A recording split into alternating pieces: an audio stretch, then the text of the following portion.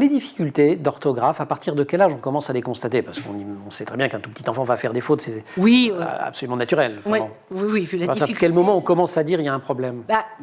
En CP, il apprend essentiellement à lire et à transcrire phonétiquement. C'est-à-dire que il écrit échymose comme vous, avec un C, un K. Et puis après, peu à peu, quand même, il s'aperçoit qu'il y a des choses qu'il faut apprendre. Donc, ce ne sera pas... En CE1, il commence à avoir un peu de lexique sur les mots simples, les mots invariables, les mots faciles et tout ça qu'il utilise le plus souvent.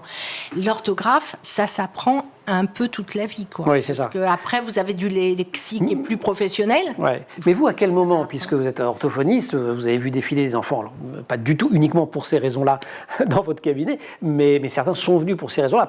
Est-ce qu'il y a des âges, j'imagine, où vous dites aux parents, attendez, on va se revoir dans 1 ou 2 ans parce que... Oui, alors généralement, c'est pas isolé une dysorthographie, c'est très rarement isolé. Beaucoup de dyslexie. On voit, c'est que les enfants, on les a suivis pour leur apprendre à lire, ils n'arrivent pas à traiter le son des mots, donc ils ont des confusions quand ils lisent, et quand ils écrivent, c'est pareil, hein, ils vont confondre les sons qui se ressemblent, ils vont être embarrassés par toutes ces graphies.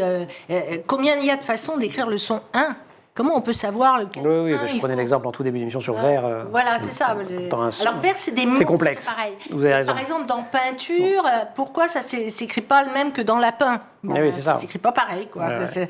Donc après, il y a une difficulté et l'orthographe. Il y a des enfants qui sont bons tout de suite en orthographe.